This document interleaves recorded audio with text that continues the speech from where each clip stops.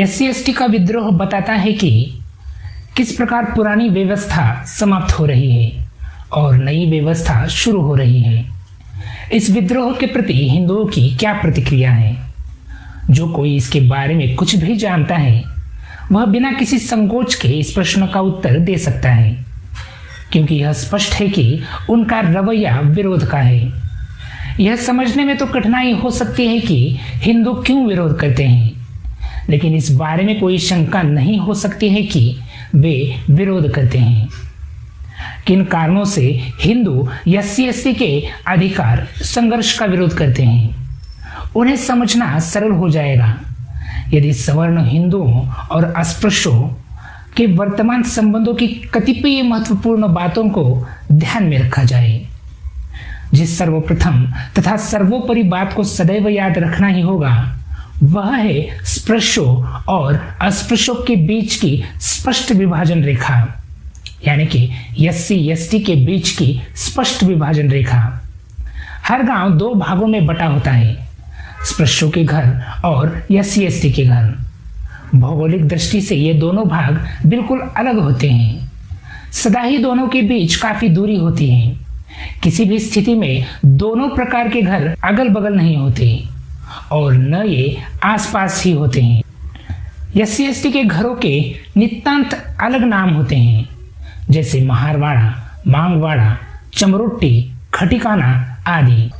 कानूनी तौर पर राजस्व प्रशासन या डाक संदेश के लिए SC/ST के घर गांव का हिस्सा माने जाते हैं, लेकिन असलियत में वह गांव से अलग होते हैं। गांव में रहने वाला हिंदू जब गांव की बात करता है तो उसका आशय उसमें केवल सवर्ण हिंदू निवासियों को शामिल करना होता है जो स्थानीय रूप से वहां रहते हैं। इसी प्रकार जब कोई SC/ST गांव की बात करता है तो उसका आशय उस गांव में से SC/ST यानी अस्पृश्यों और उनके घरों से रहित गांव होता है। यह जरूरी नहीं कि इन दोनों को मिलाकर ही गांव बने। इस प्रकार हर गांव में SC/ST यानी कि अस्पृश्यों के दो अलग अलग समूह होते हैं। उनमें कोई समानता नहीं होती, उनका एकल जन समूह नहीं होता। यह पहली ध्यान देने योग्य बात है। गांव में इस प्रकार के विभाजन के बारे में दूसरी ध्यान देने योग्य बात यह है कि यह समूह स्वयं में अलग थलग एक इकाई होते हैं और कोई भी एक दूसरे को अपने में शामिल नहीं करता। यह ठीक ही कहा गया है कि अमेरिका या यूरोप में रहने वाला व्यक्ति विभिन्न प्रकार के समूहों का होता है और वह उनमें से अधिकांश का सदस्य बनता है। वह निश्चय ही एक परिवार में जन्म लेता है, लेकिन वह उस परिवार में सारी जिंदगी रहने के बजाय जब तक चाहे तब तक उस परिवार में रहता है। वह कोई भी व्यवसाय या कोई भी निवास स्थान चुन सकता है, किसी के भी साथ विवाह कर सकता है, किसी भी राजनीतिक दल में शामिल हो सकता है। वह किसी दूसरे के द्वारा किए गए कार्य के बजाय केवल अपने कार्यों के लिए जिम्मेदार होता है। वह पूर्ण अर्थ में व्यक्ति होता है, क्योंकि उसके सभी संबंध और सभी कार्य उसी के द्वारा अपने लिए निर्धारित होते हैं। लेकिन स्पृश्य अथवा अस्पृश्य व्यक्ति किसी भी अर्थ में व्यक्ति नहीं होता, क्योंकि उसके सभी या लगभग सभी संबंध तभी निश्चित हो जाते हैं जब उसका जन्म किसी वर्ग विशेष में हो जाता है। उसका व्यवसाय, उसका निवास, उसकी राजनीति आदि सभी कुछ उस वर्ग द्वारा उसके लिए निश्चित हो जाते हैं जिसमें उसका जन्म हो गया होता है। यह स्पृश्य और अस्पृश्य व्यक्ति एक दूसरे से जब मिलते हैं तो इस तरह नहीं मिलते जैसे एक इंसान दूसरे इंसान से मिल रहा होता है, बल्कि वे ऐसे मिलते हैं जैसे एक समुदाय का व्यक्ति दूसरे समुदाय से या दो विभिन्न राष्ट्रों के व्यक्ति आपस में मिल रहे हो। गांव में स्पृश्यों और अस्पृश्यों यानी कि SC/ST के आपसी संबंधों पर इस बात का महत्वपूर्ण प्रभाव पड़ता है। यह संबंध उन्हीं के सदृश होते हैं जैसे आदिम काल में दो विभिन्न कबीलों के बीच होते थे। आदिम समाज में एक कबीले के व्यक्ति यह दावा करते थे कि वही हर चीज के अधिकारी है और बाहरी व्यक्ति के रूप में बाहरी व्यक्ति के ऊपर कृपा तो की जा सकती है, लेकिन वह अपने कबीले के अलावा किसी अन्य कबीले से न्याय की गुहार नहीं कर सकता। एक कबीले के साथ दूसरे कबीले के संबंध युद्ध या मैत्री के संबंध समझे जाते थे, न कि किसी कानून के संबंध।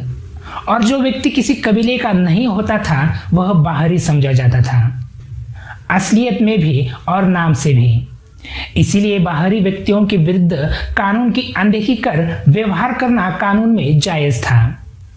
चूंकि अस्पृश्य व्यक्ति स्पृश्यों के वर्ग का सदस्य नहीं है, इसलिए वह बाहरी व्यक्ति है, उससे उनका कोई संबंध नहीं है, वह कानून के लाभ से बहिष्कृत व्यक्ति है। वह ऐसे न्याय अथवा अधिकार की मांग नहीं कर सकता जिसे स्पृश्य के लिए आदर की दृष्टि से देखना अनिवार्य होता है। तीसरी ध्यान देने योग्य बात यह है कि स्पृश्यों और SC/ST यानी कि अस्पृश्यों के बीच निश्चित संबंध होते हैं। यह हैसियत का सवाल बन गया है। निश्चय ही इस कारण स्पृश्यों के मुकाबले अस्पृश्यों यानी कि SC/ST को हीन स्थिति में रखा गया है। यह हीनता सामाजिक आचार संहिता में वर्णित है और अस्पृश्यों को उसका पालन करना ही चाहिए। वह संहिता कैसी है उसका उल्लेख किया जा चुका है। अस्पृश्य उसका पालन नहीं करना चाहता। वह यह मानने के लिए तैयार नहीं है कि जिसके पास लाठी है भैंस भी उसी की होती है।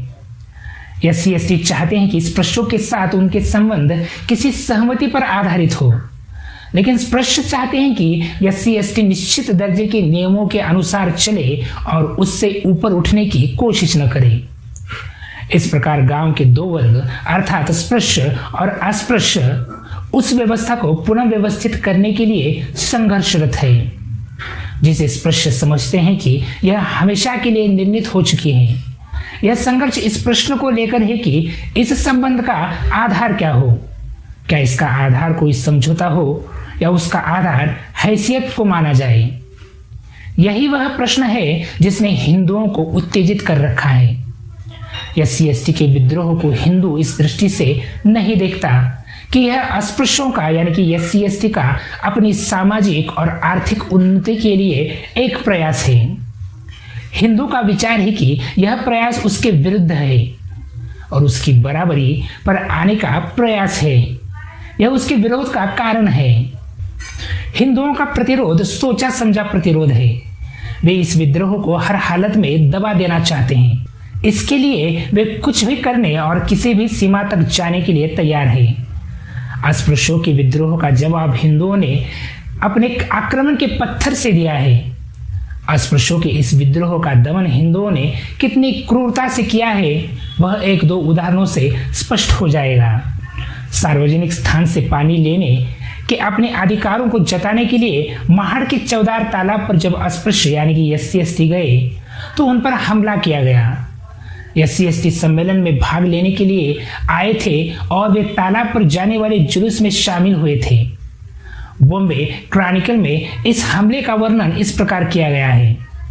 जुलूस में अशांति का कोई चिन्ह नहीं था और सब कुछ पूर्ण शांति से चल रहा था, लेकिन 2 घंटे के बाद नगर के कुछ दुष्टमाना नेताओं ने यह गलत अफवाह उड़ा दी कि दलित वर्ग यानी कि SC/ST वर्ग के लोग वीरेश्वर मंदिर में प्रवेश करने की योजना बना रहे हैं। इस पर डंडों से लैस दंगाइयों की भीड़ इकट्ठा हो गई। शीघ्र ही भीड़ ने आक्रामक रवैया अपना लिया। तुरंत ही समुच्चय नगर उपद्रवियों का उफंडता सागर सा बन गया। लगता था जैसे वे दलित वर्ग के लोगों के खून के प्यासे हों। SC/ST वर्ग के लोग अपने अपने गांवों को लौटने से पूर्व भोजन कर रहे थे। जब उनमें से अधिकांश नगर से चले गए तो उपद्रवी इस रसोई घर में घुस गए जहां SC/ST वर्ग के लोग खाना खा रहे थे। दोनों वर्गों के बीच घमासान संघर्ष छिड़ जाता, लेकिन SC/ST वर्ग के लोगों को उनके नेताओं ने रोक दिया। अंत बहुत ही गंभीर दंगा टल गया। जब उपद्रवियों को उत्तेजना का कोई बहाना नहीं मिला तो वे मुख्य सड़क पर घूमने लगे और SC/ST के उन इक्के दुक्के जत्थों को मारने पीटने लगे। वो अपने घरों को वापस लौट रहे थे। वे जबरदस्ती कई SC/ST वर्ग के लोगों के घरों में घुस गए और उन्होंने उनकी जमकर पिटाई की। अनुमान है कि कुल मिलाकर SC/ST वर्ग के लोगों का रवैया प्रशंसनीय था। वहां उच्च वर्गों के अनेक लोगों का रवैया अशोभनीय भी था। SC/ST वर्गों के एकत्रित लोगों की संख्या उच्च वर्गों के लोगों से बहुत अधिक थी, लेकिन उनके नेताओं का उद्देश्य था कि हर काम नितांत संवैधानिक तथा अहिंसात्मक ढंग से हो। उन्होंने प्रयास किया कि SC/ST के वर्ग के लोगों की ओर से कोई आक्रमण न हो। इसके लिए SC/ST वर्गों की जितनी प्रशंसा की जाए वह थोड़ी है। भले ही उनके सामने उत्तेजना का पहाड़ था, उन्होंने अपना संयम बनाए रखा। महाड़ सम्मेलन ने बता दिया है कि उच्च वर्ग नहीं चाहते कि सार्वजनिक स्थानों से पानी लेने जैसा प्रारंभिक नागरिक अधिकार भी SC/ST वर्ग प्राप्त करे। महाड़ और कोलाबा जिले के सवर्ण हिंदुओं के आचरण का सर्वाधिक निंदनीय पक्ष यह था कि तुरंत विभिन्न गांवों में संदेश भेजे गए और उच्च वर्ग के लोगों से कहा गया कि जैसे ही SC/ST वर्ग के प्रतिनिधि सम्मेलन से अपने अपने गांव लौटे, उन्हें उचित दंड दिया जाए। इस आदेश के अनुसार सम्मेलन के बाद अपने गांव पहुंचने से पूर्व या पहुंचने के बाद अनेक महारों पर हमला किया गया। वहां SC/ST वर्गों को यह घाटा है कि सवर्ण हिंदुओं के मुकाबले उनकी संख्या नहीं के बराबर है।